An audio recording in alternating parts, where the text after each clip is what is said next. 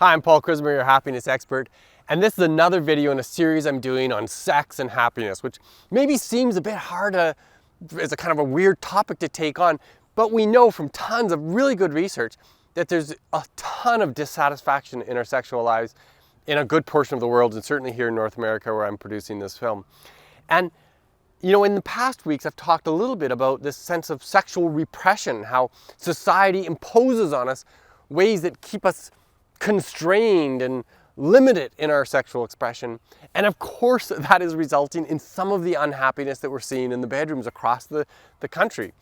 And so this video this week is going to be about liberation. And of course, it's hard to imagine liberation because if we don't know where we're in prison, well, we don't really know how we get out and how we get liberated. And so I hope that you like this subject this week as we talk about how to just have more free expression of who you really are.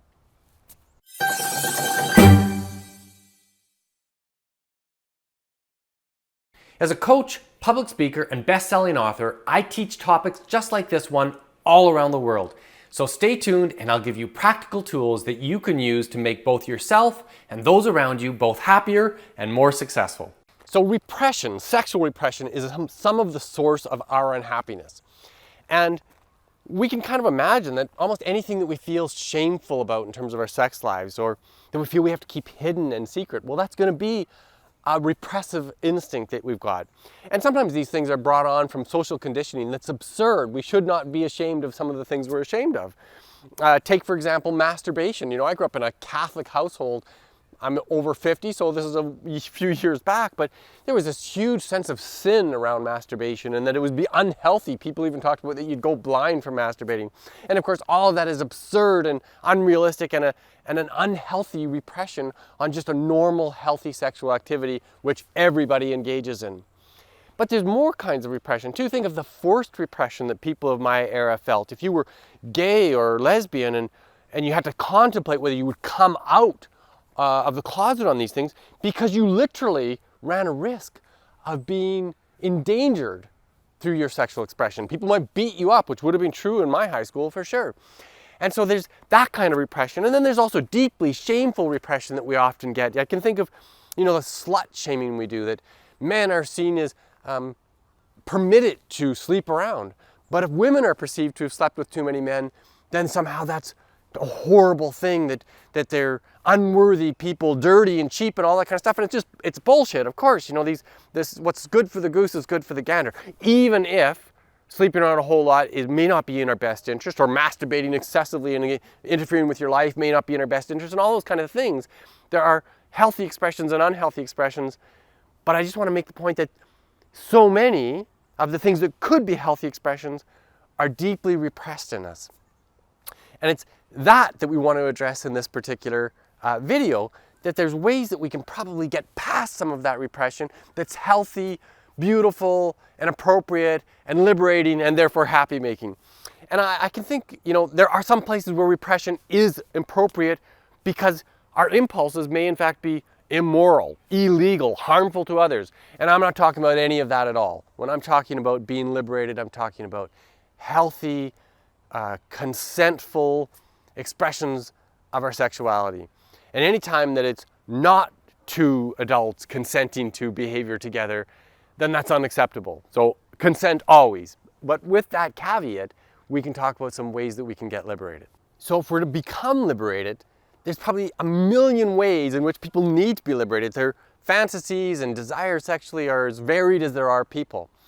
And when we consider, you know, some of the popular expressions of things that are taboo in our society, consider, for example, the book 50 Shades of Grey that was immensely popular and was about bondage and domination and some things that we think are harmful, and I'm not commenting on the actual content of the book.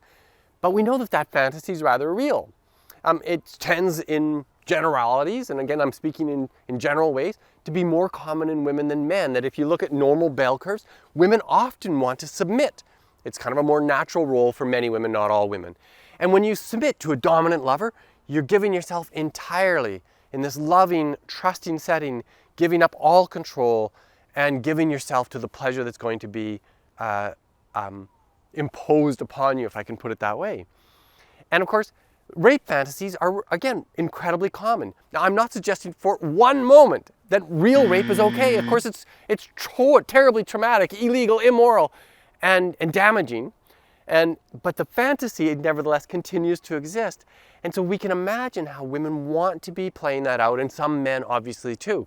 And in fact, if we consider how men were socially conditioned to express ourselves out in the world, often in a dominant way. We're out there in control, taking care of business and all that kind of stuff.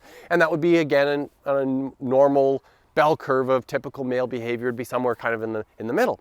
And men themselves probably want escapes from that kind of social, repressive, sexual thing. So on occasion, probably lots of men are going to want to be dominated too. It's normal, it's healthy, and it's just one example. There could be myriad other examples of healthy sexual fantasies that people have. And the first thing we need to do is to be able to learn to talk about it, and talk about it with ourselves first and foremost. Become comfortable acknowledging our own things that we sometimes potentially keep in the shadows that we don't want to talk about or admit to. Well, first we need to admit it to ourselves, and then perhaps we can start admitting it to the people in our lives who we love and we trust. And I guess with respect to that, I've got some tips for you, some practical tips for exploring your own sexual liberation. So the first tip is to just journal. Actually write down what you want, what your cravings are about, and maybe even write down the things that you really know you don't want, and just become clear about what your own sexual interests are. Secondly, and this one's maybe the biggest one, talk deeply with your partner. If you're in a committed relationship, talk about your fantasies. You might actually get to redesign the contract by which you think you're having your relationship. It may be kind of unstated, undiscussed that you're in this committed, monogamous, long-term relationship that's got a very narrow view of what is sexually permissible because it's just what you've always done. And you might find that through having a discussion, your partner's into more things than you might imagine, that maybe they want to play some dominant roles, or maybe they want to play role plays, that someone has a fantasy about their high school math teacher. Well, play out those fantasies. And there may be things that are unacceptable. For example, maybe your fantasies for a threesome or something like that, and your partner's not into that. Well, by actually talking about it, you've expressed openly what's really there for you, and maybe the frustration and the irritation that's underlying in your shadow and making your sexuality less satisfying is something that you can feel more resolved about. I'm 100% committed to this partnership with this person, and the contract states X, Y, or Z. And I'm going to commit 100% volunteer to that contract the way it is, and lessen the resentment you might have of not having some fantasies fulfilled. The third bit of advice I can suggest you, or third tip, is potentially go and get some therapy. Simply talking with people about your sexuality can be very healthy, especially if you're feeling that there's a lot of shame from your sexual past or harm that's been done to you. A good therapist can help you work through that. And I would recommend that you find a therapist who themselves express a liberated attitude towards their sexuality.